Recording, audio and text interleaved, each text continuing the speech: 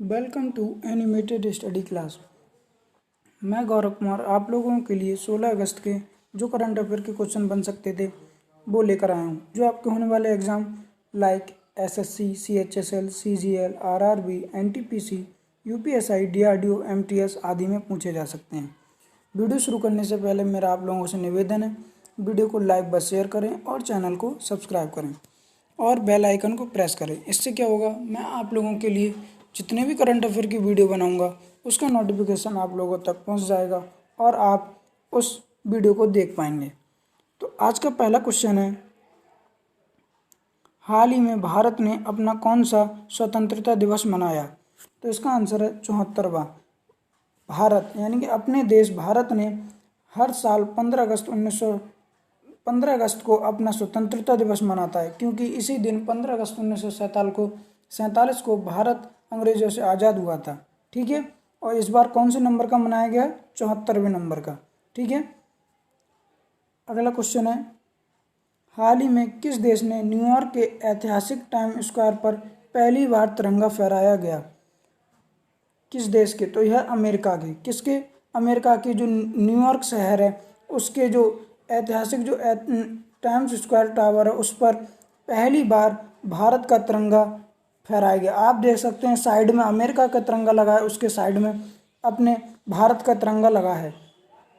ठीक है, यह पहली बार हुआ है कि किसी यानी कि न्यूयॉर्क में यानी दूसरे देश में अपने भारत का तिरंगा फहराया गया है। ठीक है, और यूएई की बुर्ज खलीफा, क्या यूएई की बुर्ज खलीफा जो इमारत है उस पर भी वीडियोग्राफी की गई थी, किसकी? तिरंगे की। ठीक है, अगला क्वेश्चन है, हाल ही में ईरान पर हथियार प्रतिबंध की सीमा बढ़ाने के अमेरिकी प्रस्ताव को किस संघ ने खारिज कर दिया है? किस पर? ईरान पर। तो इसका आंसर है संयुक्त राष्ट्र। क्या? संयुक्त राष्ट्र। जो अमेरिका है उसने सन 2007 में ईरान पर जितने भी प्रतिबंध थे काटसा एक्ट के तहत, कौन से एक्ट के तहत? काटसा एक्ट के तहत अमेरिका ने ईरान पर प्रतिबंध लगाए थे। उसी को अब अमेरिका चाहता है कि उसे और आगे तक बढ़ाया जाए, लेकिन इस प्रस्ताव को अमेरिका के इस प्रस्ताव को संयुक्त राष्ट्र संघ ने खारिज कर दिया है। अमेरिका चाहता है कि उस पर अनिश्चित काल तक के लिए प्रतिबंध को मंजूरी दी जाए, लेकिन इसके विरोध में कई सारे देश खड़े हो गए, जैसे रूस, चीन, जर्मनी इत्यादि वगैरह, और कुछ देशों ने इसके खिलाफ यानी कि आगे प्रतिबंध बढ़ाए जाए इसके खिलाफ वोट ही नहीं किया। ठीक है, किसने खारिज कर दिया? संयुक्त राष्ट्र संघ ने। तो इसकी यानी कि इसकी स्थापना कब हुई थी? अब इसकी स्थापना 24 अक्टूबर 1945 को द्वितीय विश्व युद्ध के बाद इस संघ की स्थापना हुई थी। ठीक है, इसका हेडक्वार्टर कहाँ है? वॉशिंगटन डीसी, और इसके प्रमुख कौन है? Antonio Guterres. ठीक है, हाल ही में भारत में किन देशों के साथ एयर बबल समझौते पर हस्ताक्षर किए हैं? भारत ने किस देशों के साथ? तो इसका आंसर है उपरोक्त सभी। ब्रिटेन, अमेरिका, कनाडा, यूएई, इन चारों देशों के साथ भारत ने एयर बबल समझौते पर हस्ताक्षर किए हैं। अब ये एयर बबल समझौता क्या है? दरअसल अभी कोरोना वायरस के कारण सभी जितनी भी हमारी उड़ानें हैं दूसरे देशों के लिए वो सब बंद कर दी गई थी। अब इसमें क्या होगा, जो भारतीय नागरिक हैं वो वैध वीज़ा यानी कि अपने जो वैध वीज़ा होता है उसके साथ इन देशों की यात्रा फिर से शुरू कर सकेंगे। ठीक है, इसके लिए भारत ने इन चारों देशों से एयर बबल समझौते पर हस्ताक्षर किए हैं। ठीक है, हाल ही में किस राज्य सरकार ने पढ़ाई त्योहार पारा योजना शुरू की है? कौन सी? पढ़ाई त्योहार पारा योजना शुरू की है। तो इसका आंसर है छत्तीसगढ़। किसने? छत्तीसगढ़। आप मैप में देख सकते हैं जो हल्का सा रेड पार्ट दिख रहा है यही छत्तीसगढ़ है। ठीक है, अब ये पढ़ाई त्योहार पार योजना क्या है? इसमें छत्तीसगढ़ सरकार ने यह घोषणा की है कि पढ़ाई को हम आपके मोहल्ले तक यानी गले मोहल्ले तक पहुंचाएंगे। इससे पहले ही छत्तीसगढ़ ने एक और योजना शुरू की थी, उसका नाम है पढ़ाई त्योहार द्वार योजना। कौन सी? पढ़ाई त्योहार द्वार योजना। इसमें क्या था? इसमें ऑनलाइन शिक्षा दी जाती थी, लेकिन जो अब नई शिक्षा यानी कि नई योजना लागू की है उसका नाम है पढ़ाई त्योहार पार योजना। इसमें घर घर तक यानी कि मोहल्ले मोहल्ले तक पढ़ाई के बारे में बताया जाएगा, यानी कि पढ़ाई कैसे की जाए अभी कोरोना के टाइम में। ठीक है, किसने की है? छत्तीसगढ़ ने। बात करते हैं छत्तीसगढ़ की, तो छत्तीसगढ़ की राजधानी क्या है? रायपुर। क्या? रायपुर। और यहाँ के गवर्नर कौन है? अनुसुईया उइके। और यहाँ के सीएम कौन है? भूपेश बघेल। असल में अभी छत्तीसगढ़ ने एक और योजना शुरू की, उसका नाम है मुख्यमंत्री स्लम स्वास्थ्य योजना। कौन सी? मुख्यमंत्री स्लम स्वास्थ्य योजना। इसमें क्या होगा? स्वास्थ्य संबंधी जितनी भी जानकारियां हैं वो इस योजना के अंतर्गत लोगों तक पहुंचाई जाएंगी और इस योजना का कैसे लाभ उठाया जाए इसके बारे में बताया जाएगा।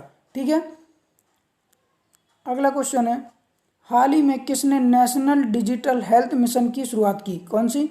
नेशनल डिजिटल हेल्थ मिशन की शुरुआत, तो इसका आंसर है नरेंद्र मोदी। अभी क्या हुआ था कल, यानी कि कल भारत के जो प्रधानमंत्री हैं नरेंद्र मोदी ने लाल किला से अपने भाषण में इस नेशनल डिजिटल हेल्थ मिशन की शुरुआत की थी। ठीक है, इसमें क्या होगा? एक हेल्थ कार्ड बनाया जाएगा। क्या?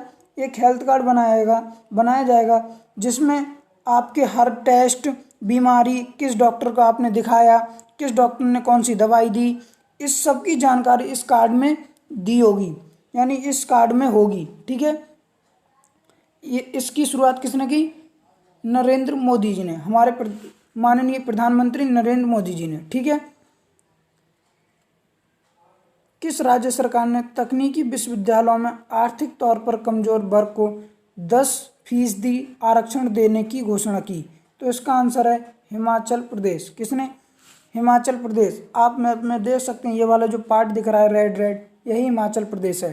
ठीक है, अब ये तकनीकी विद्यालय यानी टेक्नोलॉजी वाले जो ज़्यादातर विद्यालय हैं जहाँ टेक्नोलॉजी की सुविधा ज़्यादा है, उन विश्वविद्यालयों में जो जनजातीय क्षेत्र के लोग हैं, कौन से? जनजातीय यानी आदिवासी लोग हैं, उन लोगों के लिए 10% आरक्षण देने की घोषणा की है। किसने?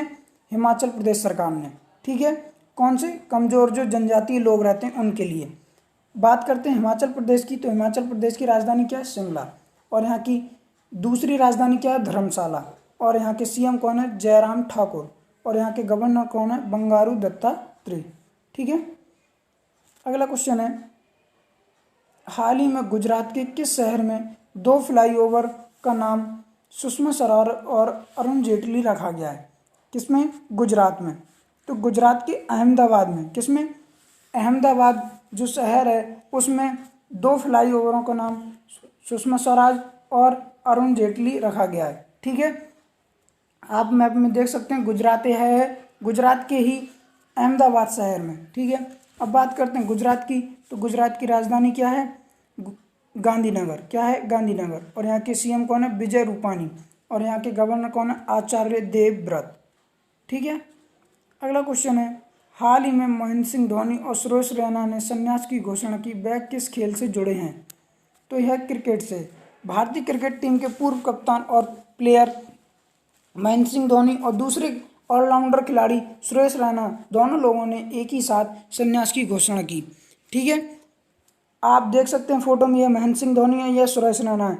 इन दोनों लोगों ने ही साथ में ही संन्यास की घोषणा की, लेकिन अब ये दोनों लोग केवल आईपीएल खेलते रहेंगे और अंतर्राष्ट्रीय क्रिकेट से इन्होंने संन्यास की घोषणा कर दी है।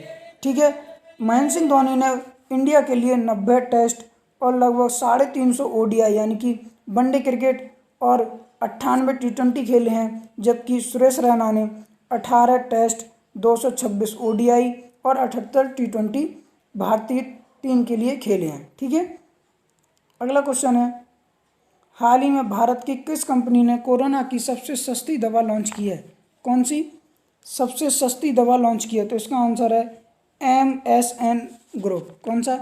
MSN group. ठीक है, इन्होंने ही भारत की जो सबसे सस्ती कोरोना की दवा लॉन्च की है।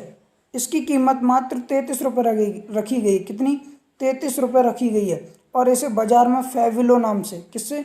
फेविलो नाम से उतारा गया है। 200 mg की कीमत मात्र 33 रुपये रखी है। ठीक है, अगला क्वेश्चन है, किस केंद्र शासित प्रदेश ने रेहड़ी पटरी वालों को 2000 तक का कर्ज उपलब्ध कराने की घोषणा की है? जो रेहड़ी पटरी वाले मजदूर होते हैं उनके लिए 20,000 रुपये तक की कर्ज उपलब्ध कराने की घोषणा की है। किसने? दिल्ली सरकार ने। आप फोटो में देख सकते हैं, ये जो छोटा सा रेड सर्कल में पार्ट दिख रहा है, यही दिल्ली है। ठीक है, इन मजदूरों को 20,000 रुपये तक का कर्ज उपलब्ध कराने के लिए दिल्ली सरकार ने घोषणा की है। ठीक है, उम्मीद है आप लोगों को आज के क्वेश्चन समझ में आए होंगे। तो मेरा आप लोगों से एक बार निवेदन है कि वीडियो को लाइक व शेयर करें और चैनल को सब्सक्राइब करें। Thank you.